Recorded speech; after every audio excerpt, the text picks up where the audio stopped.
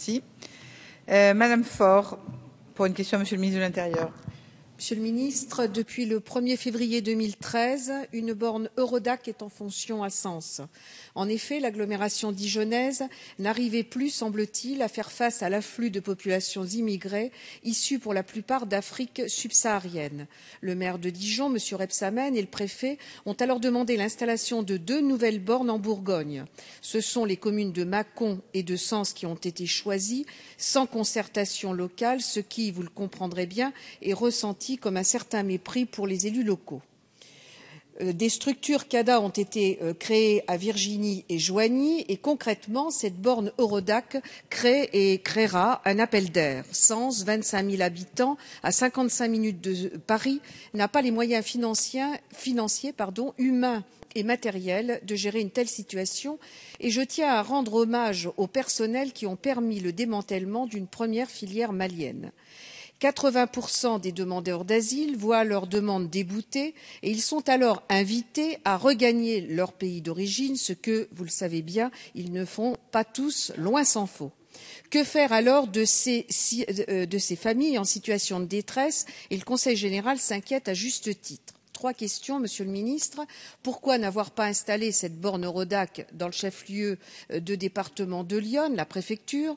Quelles mesures envisagez-vous de prendre afin d'éviter que Sens, à 50 minutes, je le rappelle, de la capitale, ne soit rapidement la destination privilégiée par ces sans-papiers rejetés et par Paris et par Dijon?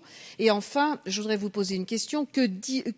Pensez-vous vraiment que disséminer ces populations est efficace quant au contrôle de ces flux? Je vous remercie de vos réponses.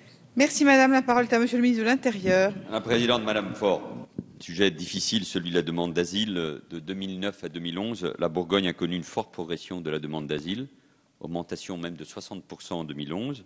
Et même si l'on constate un ralentissement en 2013, la Bourgogne fait face à une situation difficile qui se retrouve au niveau national, puisque la demande d'asile a progressé de près de 70% depuis 2007.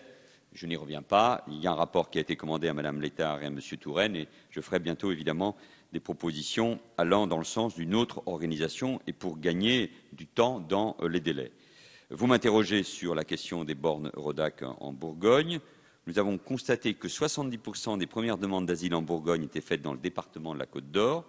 Et cette concentration a été favorisée d'une part par le fonctionnement de la plateforme, dont le champ d'intervention était limité à ce département, et d'autre part par la localisation dans ce département de 80% des places d'hébergement d'urgence en 2011.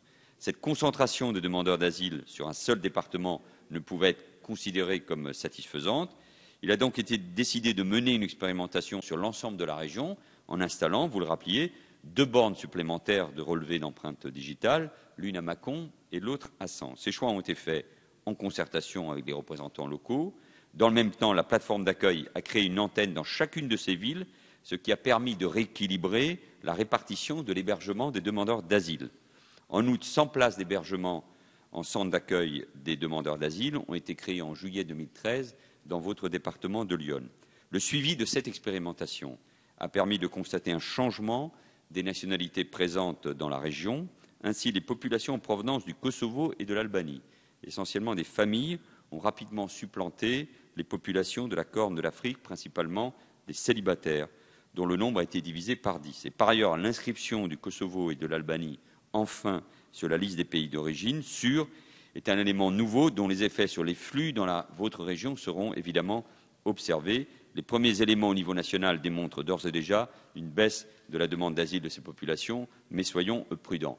Il y aura une réforme de l'asile, elle nécessitera des moyens, une autre organisation, mais aussi une autre répartition sur le territoire. Nous aurons l'occasion d'en parler, mais aujourd'hui, la grande difficulté, c'est que ces populations se concentrent dans les mêmes régions. Et donc, il faut essayer de trouver des solutions nouvelles, imaginatives et surtout efficaces. Merci, Madame Faure.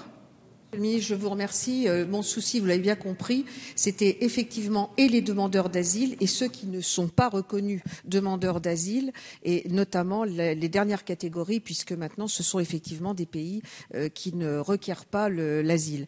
Je vous remercie de ces réponses et je vous demande vraiment de continuer à être particulièrement attentif à la dissémination de ces populations. Sens est une petite sous-préfecture et nous avons déjà beaucoup de soucis. Je vous remercie. Merci.